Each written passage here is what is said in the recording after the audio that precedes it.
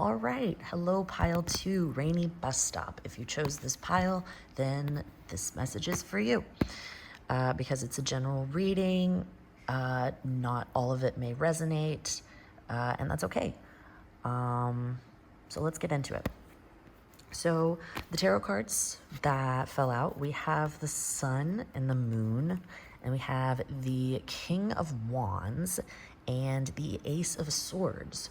So first, let's talk about this Sun and Moon. So it's very interesting that the Sun and Moon fell out one after the other because they represent very different sides. And this could represent two types of people. Pile 1 had two very different types of people in it, so it makes sense that Pile 2 could also have two very different types of people. So it's Sun people, everybody loves the Sun people. Like, you guys are charming, you're magnetic, like you always try to find the bright side of things. Anytime life throws a curveball at you, you always try to find the silver lining. Like, you guys just radiate like bright, good energy. But on the more negative side of things, when you're down, when you're not feeling good, you still try to radiate positive energy towards other people, and in doing so, you repress your own emotions. You don't you don't turn to people for help because you want to be that like powerful, positive force for people. So you suffer in silence. And that's not good. That's not healthy. And my Moon people, you guys suffer too much. You get lost in your emotions, and yes, it's important to let yourself feel things and let yourself feel your feelings. It's good. But don't get lost in them. Don't get trapped in your emotions and your feelings and your sadness and whatnot. Don't isolate yourself so much, my Moon people. Like, you guys need to, it's like both of you can learn from the other. Like, my Sun people, you guys can take some lessons from the Moon people, and you guys can be more open with your emotions and let yourself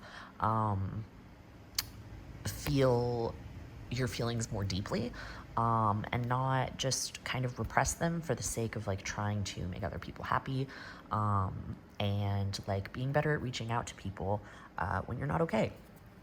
And my Moon people, you guys can take some advice from the Sun people, and you guys can be more positive and try to find the silver linings. Like, any time that life gets you down, like, you just stay down and you only think about the negative. And you guys really need to focus on trying to find something to be happy about, something to be positive about. You know, you're always going on about like how difficult life is, and like, yes, life is difficult and you guys have been through a lot, but there is beauty in your life. You just have to find it.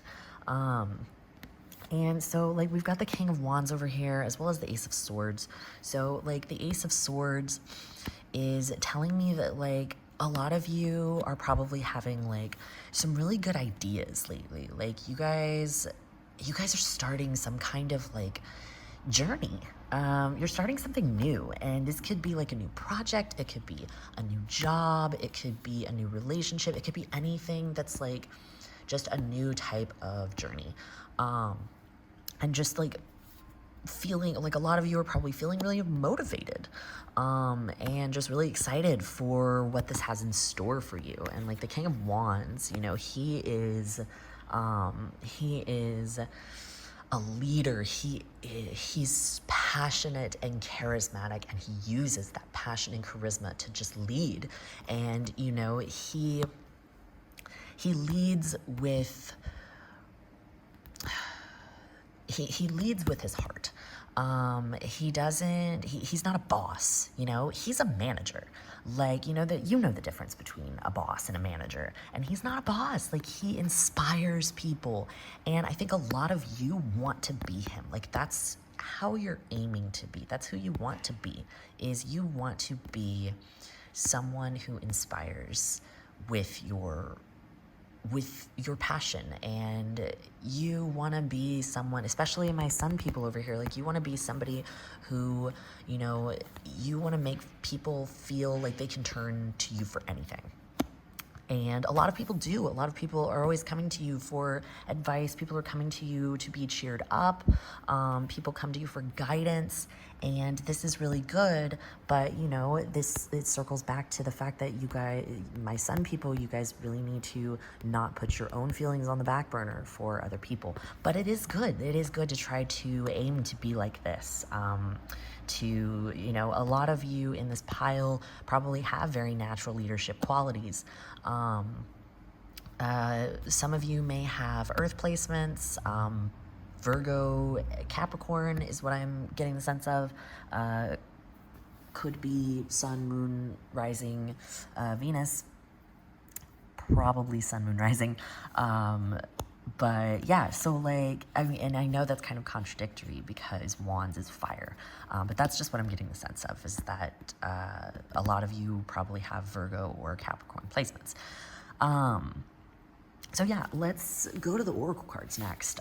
So we have the duck, which represents adaptability, comfort, versatile, reliable. So again, references back to the sun, my sun people. You guys, this is who you want to be, and this is how you are. Like, you guys radiate comfort and reliability. Like, you want people to rely on you, and people do rely on you, and this makes you feel good. People turning to you for advice and guidance, it makes you feel good about yourself. And you guys pride yourself on your ability to adapt to situations and be versatile and just be like a very comforting energy to people. And then we have the otter, which is mothering, but it's reversed, which represents weakness, deprivation, and jealousy.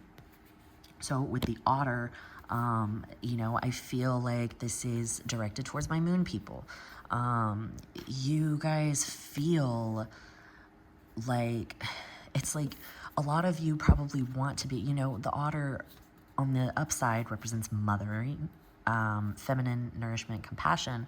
And like when you guys are, it's like you guys want to be that. A lot of you want to be that for people, but you're not.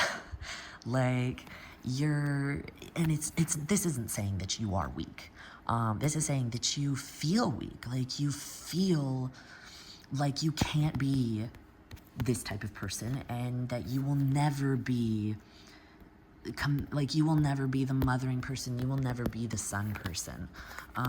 Like, you feel like you're always gonna be weak, and like, you probably, you know, you're probably very envious and jealous of people like this, because that's who you wish you could be like, is you want to be that way. You want to be a force of positivity, but you just can't be right now.